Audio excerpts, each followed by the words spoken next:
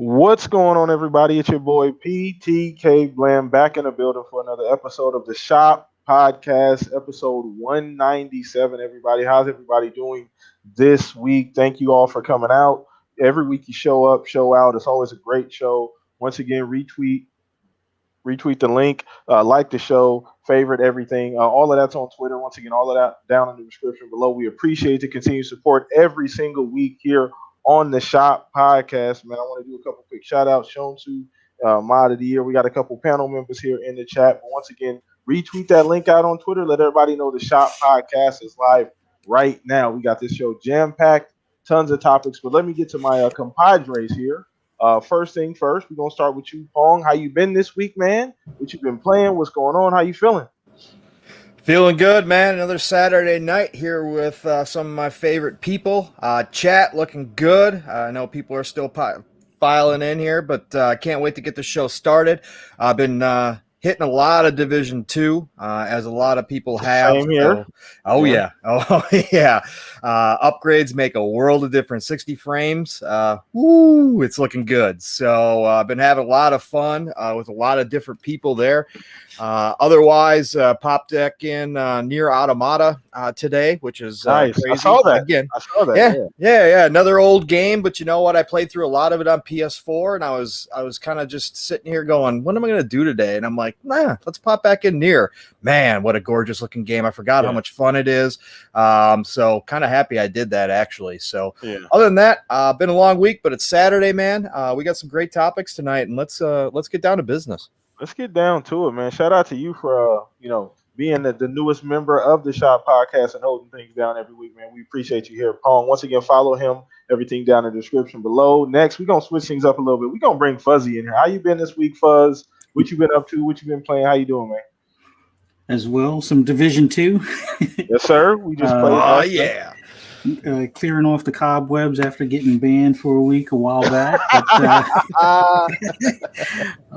other than that, my usual Forza Horizon 4, and even dipped into Motorsport 7 for a little bit, and also did a little bit of Gran Turismo on my PlayStation, or Gran Turismo Sport, I should say. But other than that, just busy during the week with work, but always squeezing in some gaming time when possible. Awesome. Glad to have you here, man. Once again, his information down in the description below. Throw this thing over to Stag, man. How you been, brother? How the stream's going? What you been up to? Well, everything's going good, man. I was just noticing when you said that we're 197, we're only 3 weeks away from 200. That's a big deal, man. That's crazy. Excited to see what we decided to do for that. But man, I took a couple days off this week, went and got one of my tattoos blasted over to start, just to get rid of some old shit, and had a massage on Friday. The hard life. Just finished up Mass Effect Andromeda's main campaign tonight, and was gonna see what I was gonna start next. But then I was like, "There's a lot of space to explore, so I'm gonna do that." Awesome. Gave my kid his Series S today, and if you haven't seen the video, he ran around the house and screamed. So that was fun. I caught that. I definitely made sure I retweet and like. It was so funny when he first came in the house. I had his chair set up with a controller on it, and he was like, "Oh, a new controller, cool!" And he walked off, and I'm just like, "Do. Okay, how long is it gonna take him to figure out that there's a brand new Xbox sitting on a shelf where his old one was?" And he came back in, and then that's when it hit him. Yeah, oh my God, you're an idiot. Too much, man. Well, shout out to young Stag, man. I saw the video online on Twitter, man. So shout out to him. Shout out to you being, an awesome dad, getting them the console, man. But appreciate you here every single week. Glad to see the stream doing well every week. You got the marbles popping off, everything going over there, man. Great show as well. So once again, check him out. His information is down in the description below. And last but not least, Centurion, how you been, brother? Mr. 60 hours a week. Regularly for you, but how you been, man? Oh my God, dude, make fun of me. Dude, I did 12 and a half hours yesterday. Anyways, so what have I been doing other than living at my job? I actually decided to dive back into Generation Zero on top of playing, oh my God, the game I just did a video on. The Werewolf the Apocalypse. Yeah, I was going to say. So I've been playing those two games. I kind of passed over Generation Zero when it first came out. I remember playing the hour-long demo and was like, this game is definitely not my cup of tea. But some friends of mine, we decided to both take that plunge and get the game and just try it out co-op now that it's been patched and a bunch of other things have been done to it. And the game's actually a lot more fun, especially when you have friends. Definitely, you could definitely still see it's a little bit of that wide open spaces looking for enemies. But I don't know if you've ever tried Generation But you don't Zero? even really want to run into the enemies in that game. Well, see, now unless you're powered up. Well, that's the cool part about one of the friends that I game with. He actually games hardcore. So before I could really hop on and play with him, he had already been in the game for a number of hours, already gained ammo and all this. So when I started my character, it was like, all right, this game's gonna be a little bit of a grind. He's like, oh yeah, I've already been playing for like a few hours here, and drops all this stuff on the ground. And it's like, okay, well, there went that grind, and it's pretty much been a little bit of fun since that all went down. So it's definitely based on if you have a friend give you a bunch of stuff right off the get-go. Awesome. Well, glad to see you playing that game. That's another game that I haven't played at all. So glad to see you. You've been kind of on that tip lately, man. But glad to see you here, man, every single week. Super consistent. Shout out to everybody in the chat right now. Let's get this thing popping. Retweet that link. Let everybody know the show is live. Shout out to you, Caitlin, Mav, BAC. I saw Blue in here hanging out, man. Everybody watching live. Appreciate you guys. Super chat is live as well. So if you want to support in that way, that's awesome. But let's keep this thing started, man. Let's get it started. So poll of the week, man. Poll of the week was a fun one. Halo themed poll of the week this week. So one that I actually thought very, very, very hard about. So we always start with that, man. You guys know if you're familiar here. Something we do every single week here. Pretty much a tradition on the Shop podcast. So poll of the week was, where would you rank these Halo games from best to worst? Multiplayer only, that was the case. So I had Halo 2, Halo 3, Halo Reach, Halo 5. Halo 5 actually won the poll with 38%, Halo 3 30%, Halo Reach 19%, and then Halo 2 14%. Now, before I throw this to you, I'm gonna start with you on this one, Stag. Before I throw it to you, I feel like, I would have to guess the age range on this poll, because for me, I just have more memories with the older Halo. So I'd probably Halo 3 for me first, then 2, then probably 5, then Reach. I didn't like the loadout stuff in Reach, and we're talking multiplayer only. I just felt it was like a little off, some Call of Duty type shit in Halo. But anyway, we'll start with you, Stag. Which one did you choose and why? What order would you go? I picked Halo 2 because I spent an ungodly amount of time on that playing multiplayer, because that was the first game I played online competitively, like multiplayer wise. Back then I was working swing shift, and geez, that was so long ago. There really wasn't much on TV, even on cable, between the hours of 12 a.m. and 6 p.m. or a.m. excuse me. So I pretty much played Halo 2 competitive multiplayer. And when I got home from work, I would eat, hang out with the wife for a little bit till she went to bed, and then I just sat on the couch all night and played Halo multiplayer and freaking played the crap out of it. Really loved it. I loved it a lot. I don't like I said, with the loadout changes as it progressed and started turning a little bit more like Call of Duty, I didn't like it. But Halo 2 will always have a really special place and memories in my heart for like the multiplayer time that I spent in there. How would I rank them? Obviously, Halo 2 is first for me. Halo 3 is a great game. I don't have a huge love affair with Reach as everybody else does, but how they're listed is probably how I would rank them. Halo 2, 3, Reach, and then 5. So, Okay. I never really played Halo 5 multiplayer other than like to get the achievements. But yeah, man, Halo 2 multiplayer was my jam back in the day. I love that. That and Gears 2 Guardian. I played the shit out of both of those multiplayers. Nice. So I like that. So once again, we're a little older. So I feel like, I had so many memories with 2 and 3. Yeah, man, I was playing that on the OG Xbox, dude. Yeah. 2 System Link all day. System Link in Halo 2. I was online. That was when you. I wasn't online yet. I wasn't online yet at that time. First time, like that was the first thing I ever played. Like when they rolled that Xbox Live out on that was what I was playing online, was Halo 2. All right. Well, we're gonna throw a monkey wrench in things. We're gonna throw this over to you, Centurion. Out of those options, man, which one would you where would your order be? All right, I have a confession. I never Oh played Lord. Reach. Oh, I it's never, okay. I never played Reach. It's all right. But Why is he from on the show? He's such a fraud. I'm kidding. I'm kidding, dude. I'm so kidding. so I will be up. I enjoyed my God, Master Chief. I enjoyed Halo enough to play the games, all 5 of them, back to back in a row, and basically in a few days, because I just wanted to kind of grind the story out and see it all as a whole to kind of try to understand it. So when it comes to like games, like this whole thing, I'm looking at it more like which game have I had the most fun with, and I'm going to say Halo 3. Halo 3 for me is going to be my number one. Many hours. I mean, I remember those days when Halo 3 came out, it was like an hour and a half drive to work alone. And I'm staring at the clock and it's like 3:30, 4:30 in the morning. I'm like, dude, I got to be up in like 3-4 hours to just start driving to work. I really got to stop playing Halo 3. That's where it was for me, was Halo 3. I stood in line for that game for a few hours. I had so much fun with my friends playing that game. Halo 2 would kind of be the next one. Halo 2 was kind of the game that got me into wanting to play Halo.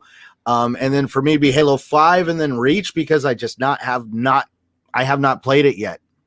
Okay, that's fair. That's fair. That's fair. So I think, like I said, we're a little bit older on the show, but I just think the memories, everything, that's Halo at its peak. And I think this poll sometimes, like I said, I don't know the age range that voted, man, but I remember when Halo was like a movie. Halo wasn't a game; it was an experience back then. Like it was. Dude, I remember being in line outside of the Oh, GameStop, dude. outside of the mall for Halo 3, Yeah. and they had the police there, and they had some kid in line start jokingly yell that they were out of games, and like the cop full on like just got in that kid's face and gave him like the stern talking to, like, don't scream that, please. These people will freak the F out. Yeah, it was crazy. It was crazy. So let's go ahead and throw this over to you, Pong, man. Which order would you put those in, man? Well, I'm gonna break your thought a little bit as far as age goes, because obviously I'm an older gamer, but casual Halo fan, so I'm not a fanatic, but I've played all of them. Played the multiplayer on all of them, but I'm going to say I chose 5 as my favorite. So, Okay. and I did it simply because of Warzone. I absolutely love Warzone. So that's why I went Halo 5.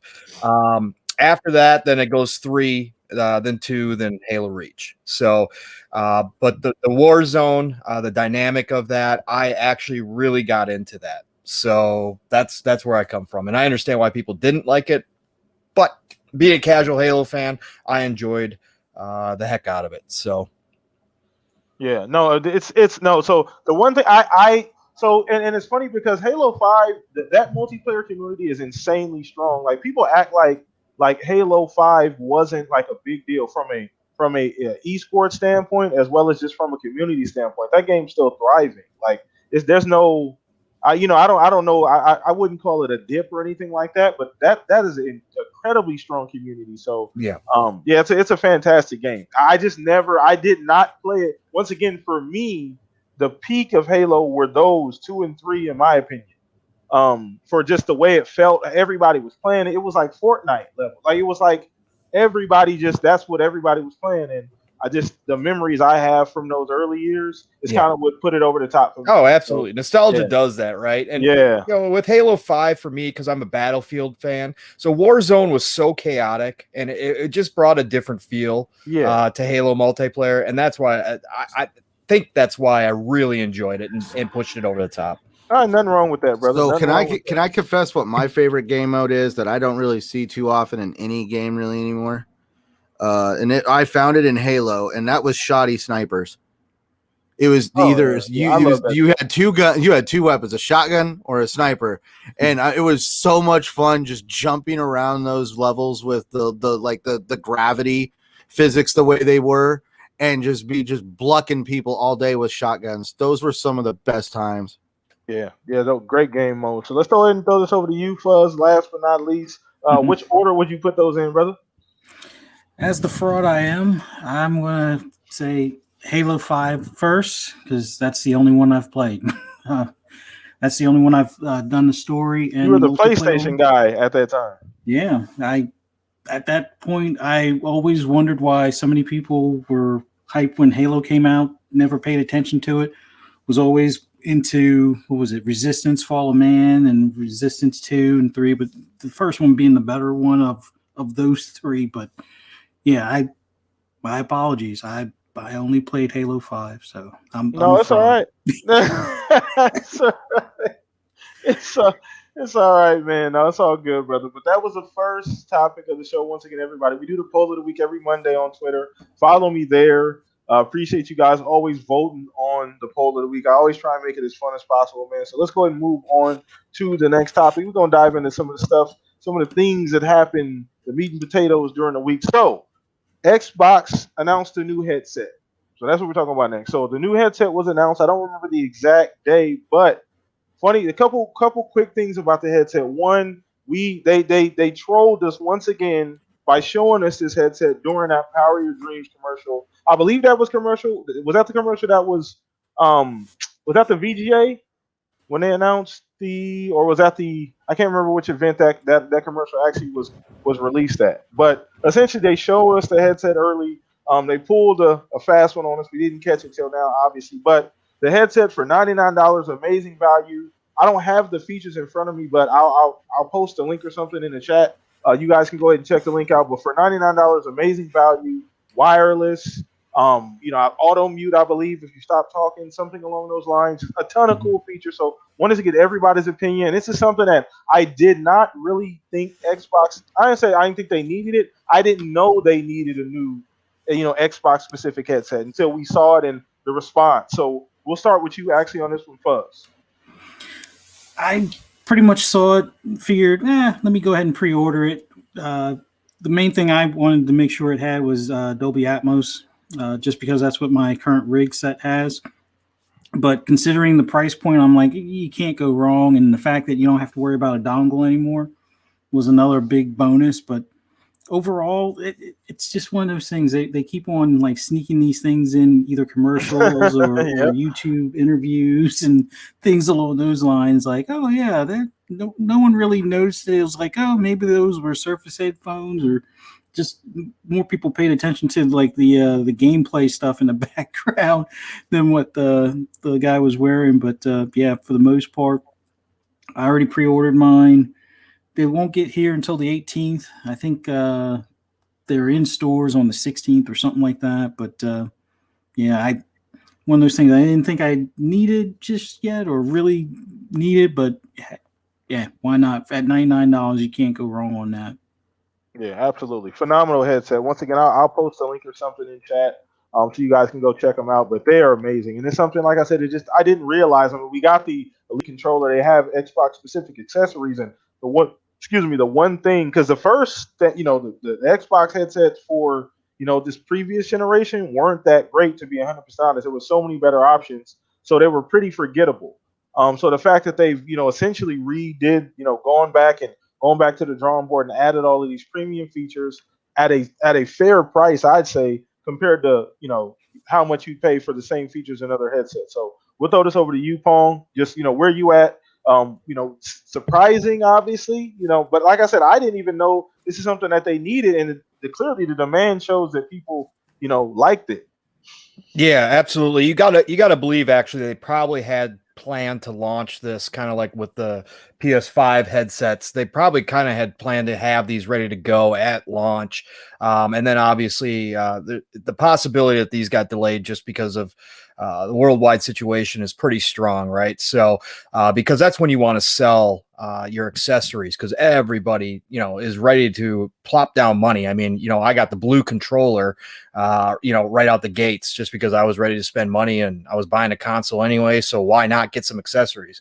But it couldn't have come at a more perfect time for me because I was actually looking for a headset. I've been rocking the one piece from the Xbox One due to my A50s not working, which I think we've discussed previously. Yeah. So this was the perfect timing for me. And that price point with them undercutting seemingly, again, we won't know until the reviews come out. We won't know until we get these things in our hands. But seemingly with the list of the options that they have included in this headset actually undercuts every major headset producer out there right now, right? So that's going to be, if they pull it off and it comes out and the sound is great, because that's going to be, number one with the headset. Number two, it's comfortable, right? Because we're going to be wearing them for a long time, and they wind up being durable.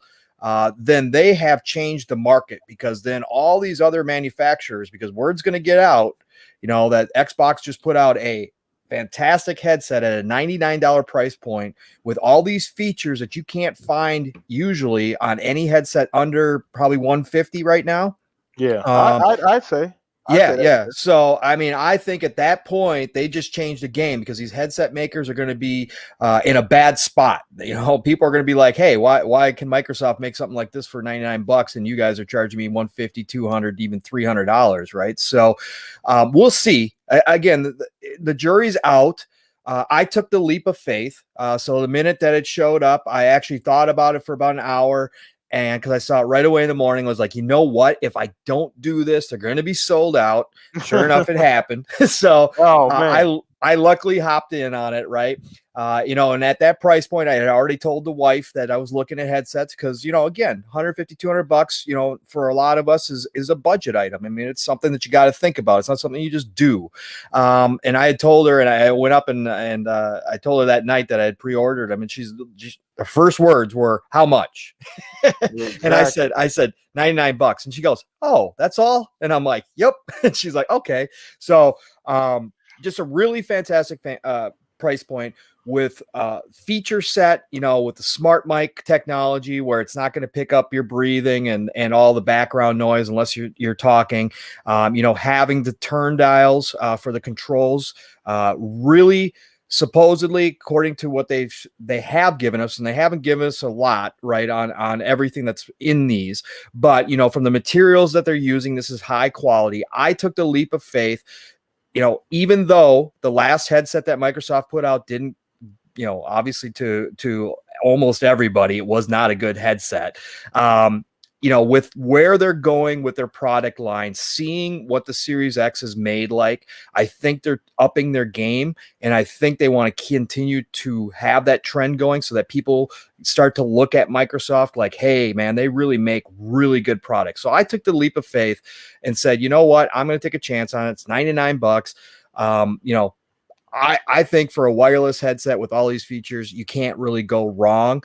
Again, I might have pie on my face at the end of this if it come out and then the sound's terrible and the mic doesn't work properly, or the Bluetooth is disconnecting, whatever else may go wrong with these. But I think at the end of the day, they're going to put out a high quality product, and who knows, they might be testing the waters right now with this as an entry level point type accessory, and then all of a sudden they're going to come out with a high end headset to go along with, elite headset to go along with their elite controller, right? So this could be the start of something new. I'm gonna trust them. I'm happy with my pre-order, and I can't wait until mid-March to try them out and obviously give a review of them. Awesome. So once again, like I said, I think the big thing for me is something that you highlighted very early, in your breakdown and thoughts about it, was the value, just the value built in compared to what you're getting at that price point. Features compared to value, like you said, generally you're going to pay $50-$60 more for those types of features all in one headset. But like you said, the jury's out. I did see, and it's on my Twitter, you have to scroll the shit out of the timeline, sorry, but I did retweet. There was a gentleman who had a pair. I don't know if I believe he was a streamer, but he said he was answering questions. I don't know how much he could say about them. I don't know if he had some type of NDA or anything, but he said he was answering questions about the headset. So I retweeted it. I can't remember exactly where the heck it's at and what his name was. But anyway, we're going to throw this over to you, Stag, just to get your opinion on, the headset. Did you pre-order? I mean, you got, I don't know. You generally buy a lot of stuff, Stag. So, you pretty good. But I know you've been kind of holding out a little bit lately. But where you at on the headsets, man? First of all, I mean, we wouldn't have to scroll back your timeline so far if you didn't retweet every comment. Just, and also, I'm a little concerned with quality control with Xbox right now, just because of the Elite 2 controllers and how the Elite 1s were such a, the grips and stuff. But we'll move past that. When I first saw everybody going crazy on Twitter about it, I was like, I have 5 headsets right now. Like I got 2 for free that people sent me. I gave one of them to my youngest, and then I have a Corsair that I don't use because it's more for PC. And then I won actually like all 3 main 3 headsets I have right now. They've been given to me. I got an A40 Astro A40S with the little mixer deck that I won from donating to some charity thing, and the guy sent it to me, and I love that headset. I think it's great. So, and I don't even, that's another thing, like I don't generally game with a headset on when I'm gaming by myself, or even, and somebody was like, wait, you don't like chat in party chat with your friends while you're playing? And I'm like, no, I do. I just run it through my PC, and then I use my microphone because I'm set up to be a streamer and a podcaster. So I can run parties through my PC. I don't have to do it on the Xbox. So I was like, yeah, I'm not getting it. And then 2 nights ago, I had a moment of FOMO, and I pre-ordered it from Best Buy. Attaboy, After Stag. saying, you took all that time to say that, to set us up, to say I end up pre-ordering. Yeah, knew it was coming. that's how You it knew went, though, like legitimately. So like, and I didn't have to do what Pong did and like ask or tell the wife how much it was. She doesn't even know yet. So, like, she doesn't like literally so many packages come from me at this point. Like I have to stop buying stuff for the most part because of things going on in my life. But that's neither here nor there. But I mean, she does too, though. You know what I mean? Like we're stuck at home, can't go experience things in life. So of course you're just like, oh, cool, I'll buy that for myself. But yeah, so I mean, they're on the way, and if I don't like them, I'll give them to my kid who I just gave the Series S to, and because I gave him these Victrix headsets that I got, and they're freaking like top of the line. Like I won them in another charity stream that I donated to, like a $300 headset, and they're super comfortable. My ears never get hot. This sounds great, but they're corded.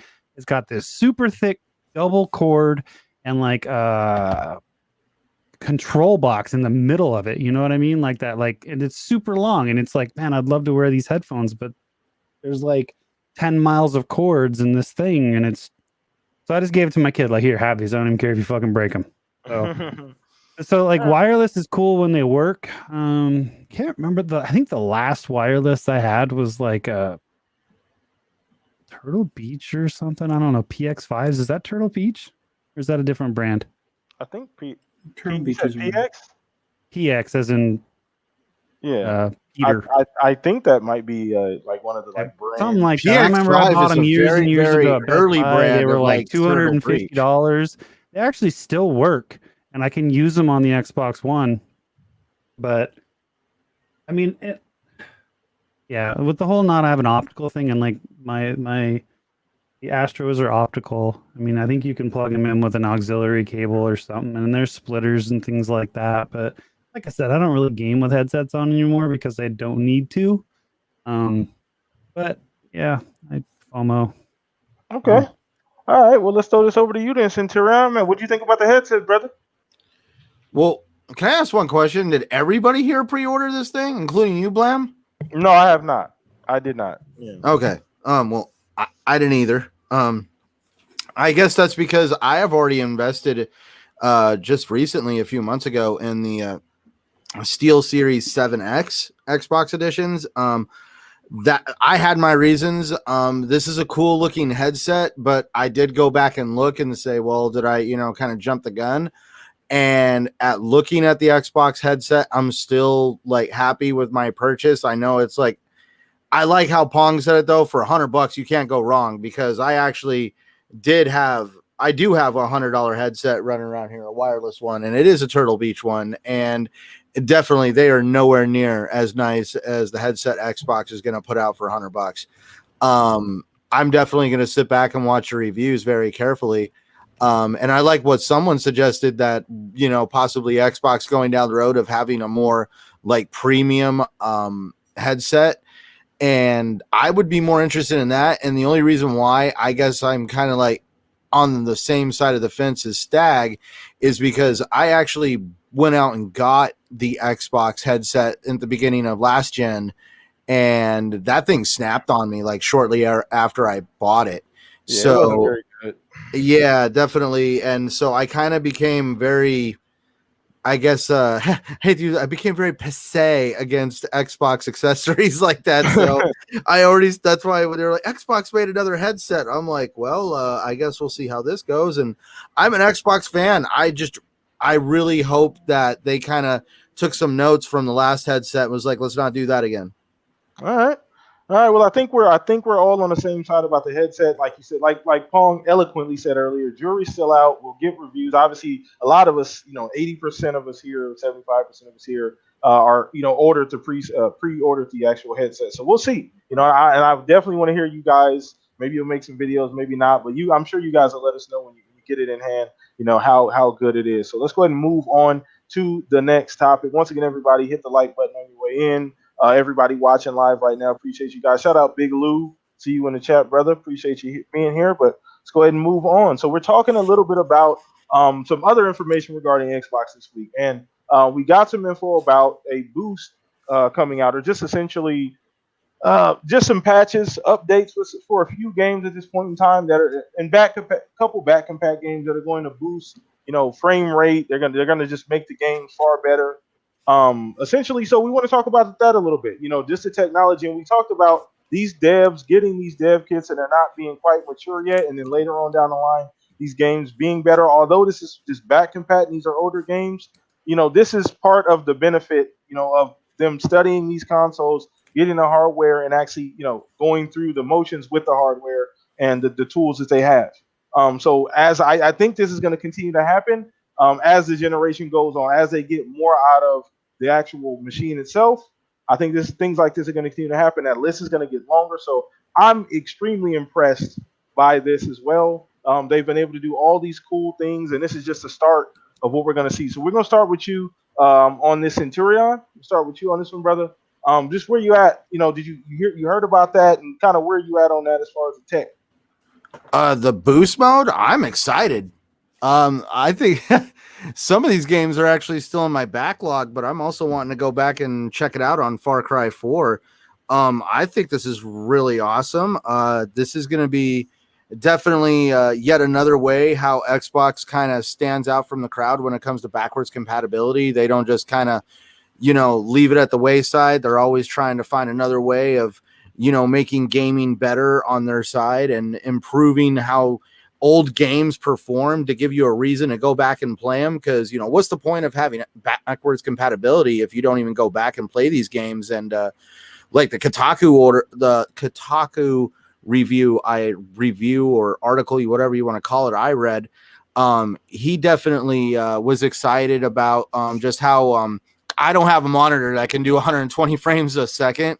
So when he played Super Lucky's Tale at 120 frames a second, he was talking about how he's a big Mario fan and he almost doesn't want to go back and play Mario because he knows Mario isn't at that FPS right now. So this is definitely going to be this is going to be something interesting to watch going forward, especially now when everybody's starting to talk about, the performance of these machines, where one machine lacks performance, another one has the performance. And it's really nice to see that Microsoft is technically doing this with little to no need from the developers to help them do this. This is being done purely on the hardware side. Fuzzy, do you really know more about how they're doing this hardware-wise, or? It's kind of like a trick in the coding on the hardware end of things, but they still have to reach out to the devs to avoid a possible issue where, if a dev wanted to remaster a game or re-release or patch a game and possibly charge for that patch, I think that's the only catch. So things like I saw them say something about this actually would help them not have to worry about like rights and stuff like that for games, that it could just possibly automatically happen for a lot of games. Was it games that aren't interested in remastering, Fuzzy? Yeah, because I think somebody had asked Ronald about Red Dead Redemption 2. So hey, why isn't that one of the games, or why isn't Grand Theft Auto one of the games? And it's well, we have to go through the devs to make sure, and kind of get like their signature or sign off on it. Like technically they could go ahead and do it to just about any game, but I think they don't want to, hurt any of the relationships that they have with some of these studios. If something might be in the works or something to that effect. But I think that's the only hiccup or catch to it. But yeah, it's pretty much like tricking the game into playing normally, but the code reading it as it can read it for like the 60 frames or 120 frames. So it's pretty neat coding that they've done on not just the hardware, but I guess just the software end of things as far as how the game is processed through the console itself. Now I would just want to now for people that were, if they know, this is for like frame rate boost and performance boosts. This isn't changing resolutions or anything like that. In the article I read, they talked about Sniper Elite 4, about the game was buttery smooth. It was awesome to play, but you could still see the lack of resolution, the lack of textures and stuff like that. So it's merely like a performance enhancement for select games. Yeah. So we don't want to misconstrue what this is, but it's still awesome and amazing that this is something that's right at the beginning of the generation. The dev kits, things like that aren't even anywhere near mature, as they're going to be 2 or 3 years down the line. So super impressive either way. We're going to throw this over to you, Pong. Get your opinion on this, man. I mean, we're not, we don't really do the armchair dev thing a whole lot, but it is fun every now and then to put that hat on from time to time and just kind of talk about that a little bit. But where you at on this when you heard about it? Hey, kudos to Microsoft, right? So this is something that they don't have to do. They are spending extra money, extra time, extra manpower to do things like this. They are thinking way outside the box in order to come up with a process like this. And this all goes back to the importance of backwards compatibility to Xbox, which starts with Phil, right? Phil has a great appreciation for the history of video games. And this is all part of preserving that history. So when you bring along your backwards compatible games, not only do they want you to be able to play them, but they want, if they can, to make them even better than they used to be, right? And obviously devs do this, from time to time. We see remasters, we see all this stuff, but to have a process, to create a process, the magicians at Xbox to actually spend the time to come up with this new process to do this on games that may never see, that type of support from the original devs, just goes to show the commitment they have to this entire program and to us as consumers, right? They don't have to do this. Nintendo doesn't do this. Nintendo releases the same games and charges you another $60, right? So and we know that Sony, they've got some backwards compatibility, but obviously due to a lot of different things, they don't have their whole back catalog coming with, but who's to say if they spent the time and money, they could do that, but obviously it's not worth it to them. But to Microsoft and to Xbox, it is. And to Phil and his team, they have made this an obvious priority. We saw it with Auto HDR, another crazy, magical, solution to something, that didn't necessarily need to be fixed, but they thought, what, if we can make these games look better, great, better for us, better for our consumers, right? So I give them total kudos for doing this. And it just shows us that they are serious when they say things, right? A lot of companies will say nice things and say, oh yeah, we, blah, blah, blah, we believe in this. But these guys are actually showing up and saying, here you go, guys, this is what we mean about this. And I saw people, it's funny because there's so many negative Nancys out there right now. When they came out and said, whatever it was, 4 or 5 games, everybody was like, oh, why is it only 4 or 5 games? Are you guys kidding me right now? Again, this is new technology. They are having to go through and test every single game that they want to do this to, make sure that it works through the entire game. Again, that's why we're not seeing Fallout, even though Fallout was one of the games that they first announced when they talked about this before the launch, right? They had talked about how, they could do this to Fallout, and they actually showed some footage from it.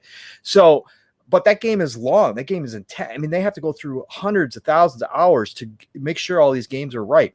And then to take the extra step, right, and to include the original developers where it's possible and say, hey, number one, here's the actual code. Here's what the game's going to look like. So you guys go ahead and take a look at it. Number two, are you guys okay with this? Does this still fit with the original creative intent that you had on this, right? And then number three, do you have some future plans possibly for this game and that you would not want us to do this, right? They take that extra step to make sure that everybody in the industry is happy before it actually gets back, because they're not going to step on any toes. Just like Fuzzy was talking about, with Red Dead or whatever else, we know Rockstar is going to do it, right? We know Rockstar is going to come out with a remaster.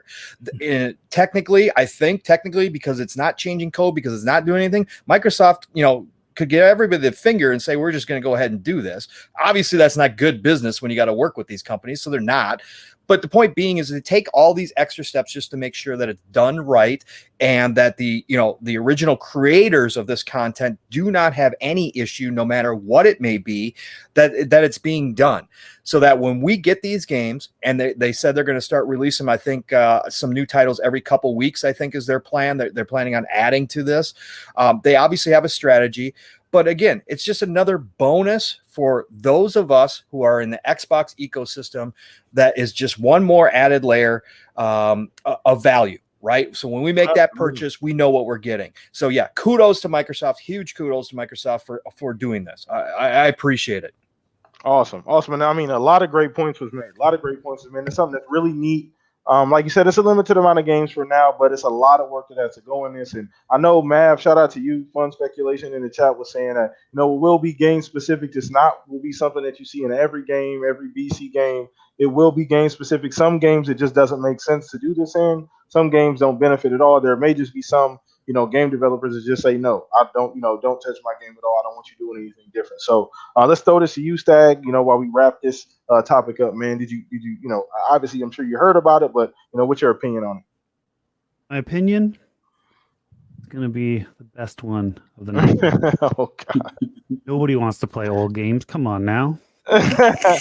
It's great. Like, I read the article, I saw the video, and Super Lucky's Tale looked freaking awesome. But I mean, I'm there's not a lot of games doing it right now. Obviously, there's 5, so 4 or 5. So we'll see what games they come back with. But I think it's great. Breathing life into the older generation games is great. I mean, like, so in particular, I was talking to my mother-in-law today. They have a PS3 and they disconnected it because they can't get any new games for it. You know what I mean? And I was like, well, hey, do you want this OG Xbox One that I just disconnected because I gave my kid the Series S? And they're like, oh, cool, we can use our controllers. I'm like, no, you're old. That's not how it works. I thought they could use their PS3 controllers on an Xbox. I was like, oh, 70-year-olds, you're adorable.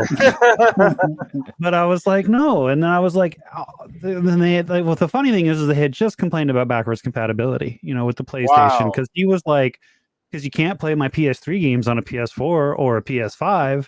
And I was like, well, so with this Xbox, they're actually promoting backwards compatibility, and even some games back to the OG Xbox you can play. And they were like, "Oh, okay, we'll take it." So I mean, that, like, breathing life into these older games is great. I know. I mean, it's a little bit off topic, and I'm just kind of going into backwards compatibility here, but there's a lot of people out there who have never experienced this ecosystem. So having this feature added to the new consoles, or even if it does it only work on the new consoles, or does it work on the One X? I don't remember.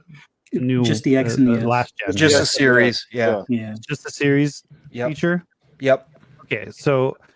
Okay, well, granted, but they're still going to be able to play backwards compatibility, but that's still freaking cool. Like, given, like, people who jump into next gen and when the rest of everyone else jumps into next gen, because it's an eventuality, either console that you're on, because these get I mean, I'm still playing on my 360 once in a while, but not a lot of people out there are maining PS3s, and Xbox 360s anymore. I mean, they're probably out there, but it's not a large crowd.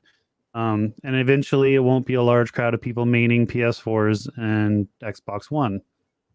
So when they do, or when they adopt to the new systems, or like finally come to it, it's going to be a great feature. And having that huge backwards compatibility and the back catalog, and then having all these games that like look almost like they're new. Granted, they're not, like you said, frame rate, and like they're not frame rate, but like gameplay and stuff is still going to be a little dated. It's not like it's a remaster, but man, it just adds to the value of the brand right now, in my opinion. Like, sure, you can like stream PS3 games on your PS4, right? I don't know PS5 stuff right now because I don't have one. I haven't looked into it, but I really feel like Xbox is like got a one up on that right now. Yeah. And well, can I add on to something just real quick? I wanted to just ask a question.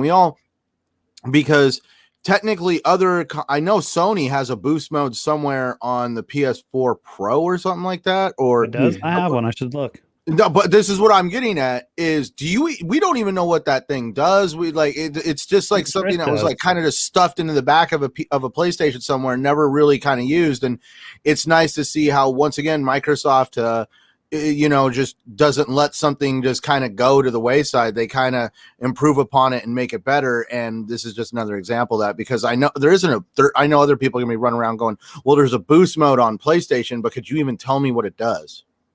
It was supposed to help with the performance mode on some of the games. So let's say, for example, a game was locked at 30, but could possibly run at like 45 or so. Not that would be a good frame rate on like a standard PS4. The idea was that they could boost it to 60 frames, or they could use that boost mode to go from being 1080p to 1440 or checkerboard at 1800p or something like that. So it was to help. But if you look at some of the Digital Foundry videos, PS4 Pro, other than some, a small number of 60 frame designated games, which would drop into the upper 40s, low 50s, it really wasn't that much of a help. I mean, their first party stuff, yeah, it would look better than on a standard 4, but that was about it. It was more, of a advertising, check mark or something like that, more so than an actual noticeable thing. I'm just excited that I got two 70-year-olds interested in playing Xbox. I was like, so my mother-in-law loves playing Lego games, and I was like, I have all the Lego games. And she's like, okay, we'll take it. Hook, line, sinker, got her baited in for sure. But no, shout out to the parents-in-law, man. Hopefully you guys are enjoying those BC games and all of that Game Pass goodness there. So but yeah, so I know we're gonna go ahead and move on. I know Fuzz, you talked a little earlier, you kind of completed. Did you want to mention anything else, or were you pretty much good there? The only other thing, they start off with 5 games. If you look at the thing on Xbox's site, there's about 40 games in the background kind of faded out. You can make out the titles. I don't think they would show those unless they're, probably going to be in the upcoming, releases or upcoming updates. So just be mindful. This was kind of like the test, see how people respond. There's probably about, I would say, average at least 5 a month, maybe more. I'm just speculating on how the release schedule is going to look, but they're working on plenty of games, and I think Fallout 4 is just going to have more than just the frame rate boost when they do the update. So it's probably going to get some game now. Yeah, I think the release schedule will be similar to what Game Pass was for a while. It was a little bit at first. Now it's like, I swear to God, every freaking other day, they're like, hey, we're going to give you another 20 games, and here's the release schedule. So it reminds me actually of early backwards compatibility on the Xbox, when all of a sudden one day they walked out and said, oh yeah, your old games work again on this console. And everybody kind of was like, what? You got backwards compatibility? And it just got bigger and bigger. And we all remember when Phil Spencer came out and said that the backwards compatibility team was going to be pulled off of making older games work on these consoles and getting the current library we already have to work on the Series X and the Series S. And I could already see, probably while they were working on it, getting this going, somebody was like, hey, look what we can do with the frame rate. And somebody was probably like, well, why don't we build upon this and see how many games we can do this to? And I'm pretty sure that this was probably the backwards compatibility team made a little bit of a discovery while they were making sure that the current library worked. And now we're probably going to see that benefit to our satisfaction. Awesome. So great point. Lots of great points there, man. Appreciate you, Fuzz, for cleaning that up, and Centurion cleaning that up. So we're going to move on to the last topic on the show. And I left this one for the last on purpose. So we're going to be talking a little bit about EA buying Codemaster. And I'm going to let Fuzz start with this because I know you're a huge racing fan. That's your thing. So I'm going to let you start on this one. But EA purchased Codemaster. Essentially, they became, I don't want to say the king of racers, but they do have the most racing franchise. I mean, that was a Codemasters. That's the only kind of games they made, essentially. For the most part, that's what they were known for, were racing games. And they got a ton of them. I think it was either 6 or 7 different racing games that they make, including I don't have the list in front of me. I wish I had it in front of me. You got the Dirt Series, Formula Series. You got Fuel.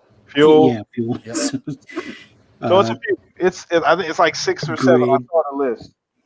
Yeah, it's quite a few, but yeah, I think the big drawback and the only, I guess, blemish on this whole merger, which, yeah, it's EA. That's not the issue. My bigger issue is the backstory with Simply Mad Studios, who do Project Cars, which I know a lot of people are like, well, Project Cars is not as good as like Forza or Gran Turismo. It has a lot of nice features to it, and they've improved from 1 to 2. 3 went a little more arcadey, but overall, the big thing is they worked with EA back in the day, and they tried to pull a fast one where, when EA was in their prime of killing studios, they tried to hire all the people from Simply Mad from under them and take the tech and all that stuff.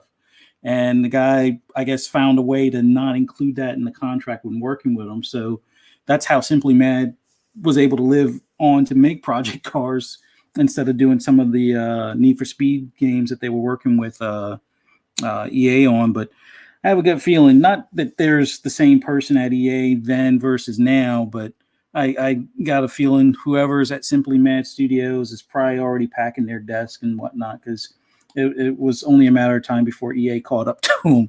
But overall, I would say we can expect a lot more Need for Speed. We could probably expect a lot more grid games. I almost wish EA would get the NASCAR license, not knocking the, 505 and I forget the other name of the studio that's working with them for the past few NASCAR heats, but I would rather see updated graphics on next gen and just more, well, not that EA is going to add more features, but just more frequency as far as drivers and paint scheme updates and things like that, which EA would probably do at least. But man, other than, first party stuff between Xbox and PlayStation, EA is going to be the go-to for everything racing outside of NASCAR, probably. It's a good thing to some extent. I just hope they don't spam us to death with too many Need for Speeds. Like, bring back actually Need for Speed Heat wasn't too bad, but like some of the Hot Pursuit ones, I can see them actually making a new game. I could see Grid getting a bigger release coming in the near future. Formula One, well, I think the only drawback on that was microtransactions, which they'll probably just add to that, but there'll probably be more attention on Formula One now and things like that. And would love to see something with GT cars and GT series, like the what do you call them, the prototypes and whatnot. So I'm looking forward to seeing what they do. Hopefully there's not too many layoffs, because there is going to be some overlap between Need for Speed and some of the internal studios over at Codemasters, but that there's a lot of IPs that they can just pick from and have a racing game 2, maybe 3 times a year and keep us, racing fans happy. Awesome. So I know I made sure I wanted you to lead off on this topic because I know you're big into the racers, man. But let's go ahead and throw this over to Centurion. Now once again, I'm not big in the racing game, so this doesn't affect me as much. But obviously, the only racer that I really have only truly gave any time to was Forza Horizon. So this is more you guys kind of space. But Centurion, I mean, what do you think about this? I mean, obviously EA has a reputation of doing what it does with studios, but I mean, where you kind of with Fuzz on this one, multiple Need for Speeds a year. Oh, you could totally see that coming. I made a joke a long time ago about EA kind of being the reapers of developers. They just kind of go around and just suck up all the resources and then just leave developer or studios an empty shell of their former selves. So definitely EA has a huge track record of definitely changing developers. Look at BioWare. So let's hope that EA doesn't totally flood the market with games. I couldn't say it any better than Fuzzy. I mean, he went into way more depth than I ever did by knowing some of even more of EA's tactics. Let's also talk about the fact that technically EA came in here and made a block move. Who was it that was trying to buy them? It was Take-Two, wasn't it? Yeah. It's just insane to just really fathom that. Like, no, you're gonna take our money because we have more of it. So definitely, it just hope it doesn't do. I sit back and look at and I listen to you guys. I don't play these racing games.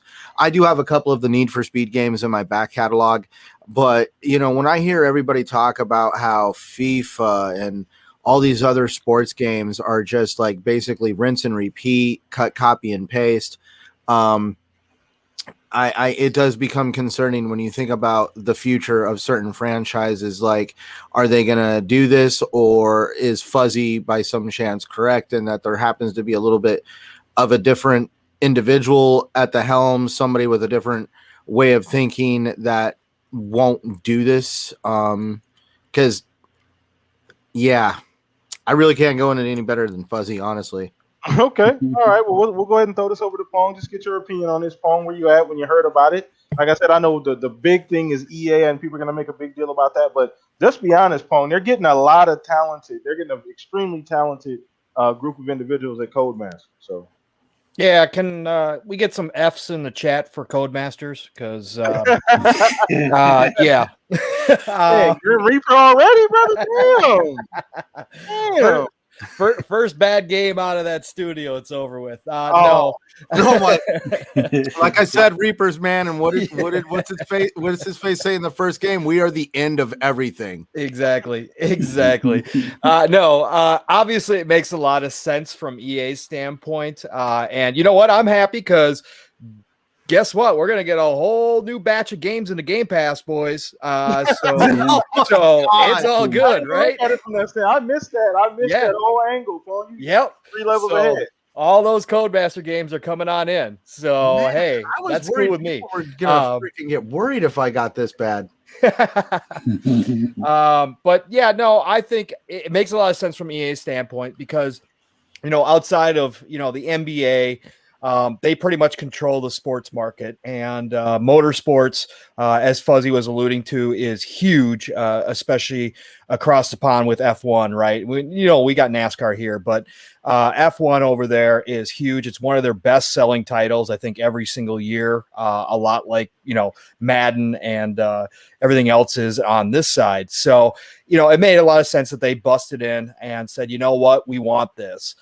So yeah, I think we're going to continue to see the yearly output. You got to hope they're going to give Codemasters some autonomy when it comes to making their games the way they make them, because that's what makes them successful. But again, brother EA. Yeah, we know what EA does, right? So have you guys ever heard of Frostbite? Exactly. That's going to be the first words out of the first words of the PowerPoint. Let's talk about Frostbite. Yeah, how can that transform your racing games? Have you ever thought about destructible environments in your racing games?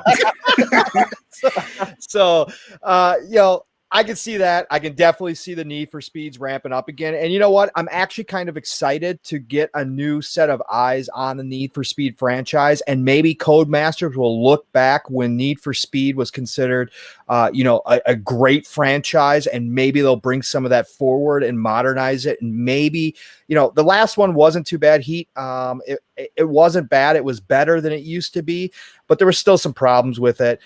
So maybe Codemasters can fix some of the Need for Speed problems, get that franchise back, because it's one of my favorites that I've played, forever. So I'd like to see that happen.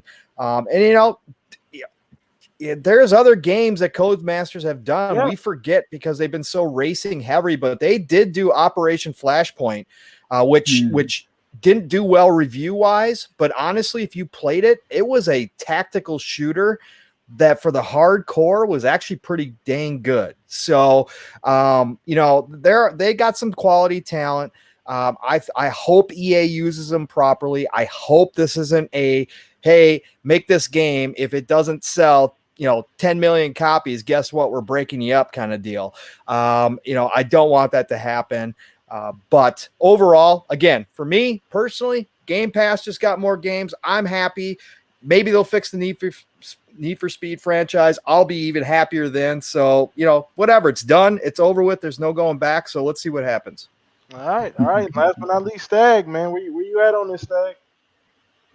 Oh, cool. Great. Awesome. Don't really care. I mean, I figure as long as they, don't Anthem racing games, we're going to be good to go. Come on. Anthem kart racers. It's been an hour and nobody brought up Anthem. God damn it!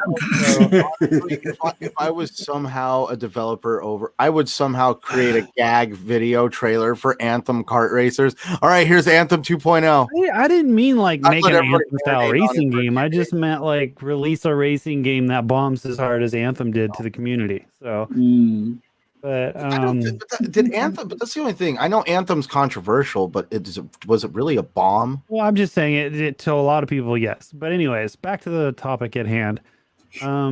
What a cock block, right? For EA to come in and be like, no, we're buying this shit. I thought that deal was done with Take-Two, though, Stag. I thought it was done. It seemed like it was, and then it wasn't. I guess it was something called gate crashing, where they just full on, totally screwed the deal up. Yeah, because they hadn't gone to vote yet. Yeah. And a lot of the investors were unhappy with the offer. So that they were looking for somebody else to show up. Got it. Honestly, I'm excited because Codemaster, dude, the Dirt series is a great series. I know they make other games, but I've really enjoyed the Dirt series. Dirt 5 is a great game. It's a lot of fun. Yeah, I can be assholes at times. But I'm really hoping they can reinvigorate the Need for Speed series, because that series for a long time, I mean, granted, Heat was pretty good. I haven't played it a lot, but it looks visually good. I'm not much into the cops and robber bullshit, but it's fun. I'm just that series has definitely had a lull in it for a little while. So hopefully, Codemasters can reinvigorate that series, because aside from a cock block, I feel like that was EA's reasoning, was these guys make amazing racing games, because they do, and they can probably make our racing series even better. Yeah, I agree. Maybe I don't know what I'm talking about, but whatever. No, I'm hopeful that was the reason. Words.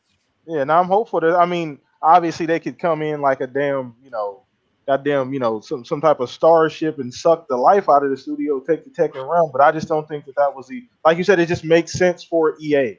The technology, the team, they're proven, they make great racing games. EA, they want their hands in a little bit of all the cookie jars. So, and like you said, they do make other games outside of racers as well. It probably went down EA hey, Bob, I just got off the phone with Disney. They told me we're losing exclusive rights for the Star Wars franchise. Can we still throw some money down on Codemasters? It could have been that. I mean, who knows? Who knows? At the end of the day, it was pretty. It happened pretty quickly. I mean, that I don't know what happened in the go. Maybe the contract was already filled out and just left blank, Pong, because that was zero negotiations with EA. It was like, oh, money, good, we're done. Yep. Yeah, no, you only see this kind of drama on a contract signing and on the WWE. Or console wars. Well, Or, and I they mean, upped the offer to the point where a lot of people outside of that room were saying that they're actually overpaying a little bit for Codemasters. So I think it was one of those, they first got an underwhelming. They got an underwhelming offer from Take-Two. Somebody showed up with an offer that bumped it up significantly to the point where it was like, okay, we're actually going to get a little bit better value than we thought. So it's kind of like, bidding on a house, and they just said, let's take it. Let's do this. It's over with. And obviously Take-Two had no interest in overpaying for Codemasters. And that's kind of sad because I think Take-Two had some big plans to bring back Midnight Club. And I think that's why they wanted Codemasters. Oh man, I miss Kudos. Yeah, exactly. I'm not even kidding. Who? I think I'm fucking kidding, and I'm not. The Kudos. What is okay? Maybe I'm lost. I never played Midnight Club. Oh, Stag, go ahead. Jesus Christ. What? Okay, never mind then. It's the currency in the game, kind of a thing. If I made an ESO joke and you looked at me going, "What was that?" I'd just be like, "Well, here, let me tell you." I wasn't making a joke. You guys are ridiculous. Anyway, so no, but I just feel like at the end of the day, hopefully EA does the right thing, and I think that's the best we can ask from EA. Like, we really can't ask for any more than that. Just don't shut them down. Leave them alone as possible. Although I feel like EA already has plan in mind, for the studio, but let them do what they do best, and hopefully it works out for both parties. More great games. But that's actually going to go ahead and wrap up the podcast for this week, man. We greatly appreciate you guys coming out every single week. Shout out to Victor Allison. We got Rick Payne, everybody shown to War Chicken. I saw you jump in here. Mav, I think Caitlin was in here earlier. Shout out to everybody watching live that's not in the chat. Appreciate you guys as well, man. Everybody's so amazing here, but I'll let my compadres here let you guys know what's going on with them before we completely close the show down. So we're going to go with you, Stag. It was an amazing show once again this week. Let everybody know where they can find you, Stag. What's popping with the Twitch streaming? So since you're on, I sent you a message on Twitter what Kudos are, just so you know. Got you covered, brother.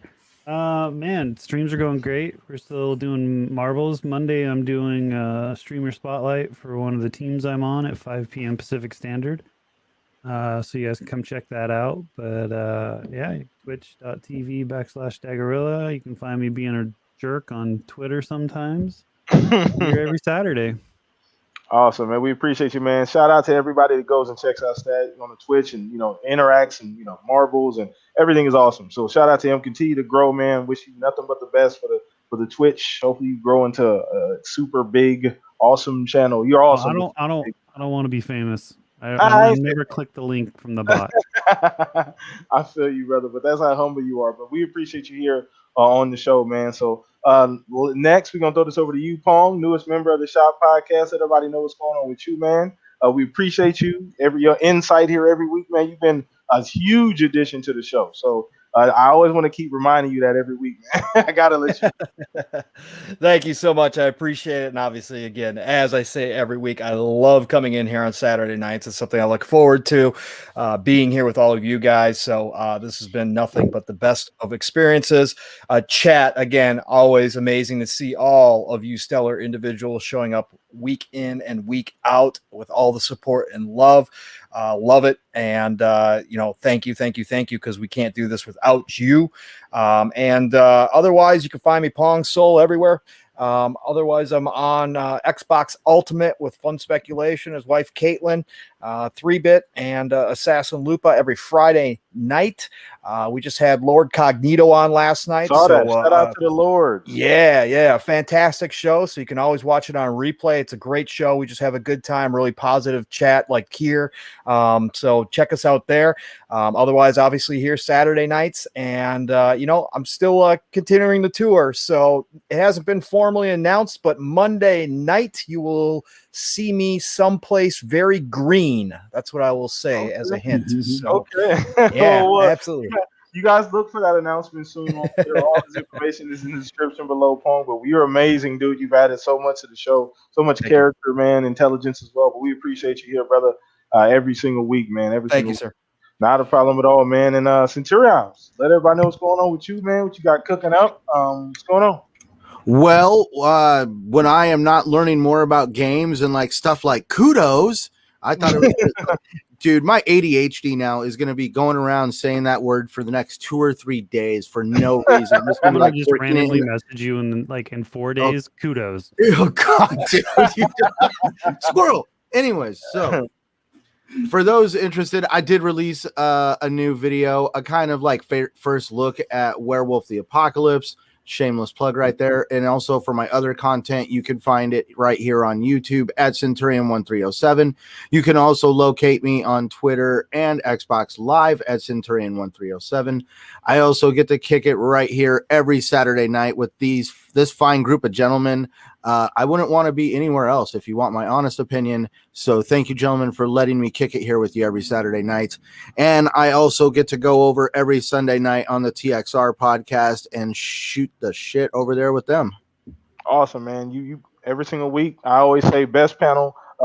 In my opinion, in gaming podcast. So I'm a bit biased, but that's just me. But anyway, shout out to you, Centurion, for being here every single week, man. We appreciate you here. Add so much to the show as well. And last but not least, Mr. Fuzzy Belvedere, let everybody know what's going on with you and what you got cooking up, man. I was going to do a video, but I'm having second thoughts on it because people look at me like I'm a conspiracy theorist within the gaming space. But other than that, you can catch me on Twitter at Fuzzy_Belvedere, PSN Fuzzy_Belvedere, or Xbox Live Fuzzy Space Belvedere. More than likely now playing Division 2 along with some Forza and Gran Turismo. So awesome, man. Awesome. Here. Also, we appreciate you too, smoothing things out every week for us. So once again, guys, hit me up, PTK Blam, everywhere. All of that information's down below. Hit me on Xbox Live, PTK Blam as well. We appreciate you guys every single week. Same place, same time next week. Next week, we will have a guest. It's been a couple weeks, but next week we'll have a guest. We'll have a great time. So same place, same time. Please be safe. Enjoy the rest of your weekend. Everybody, we'll see you next week. Appreciate you. We're out of here, everybody. Peace. See you later, guys.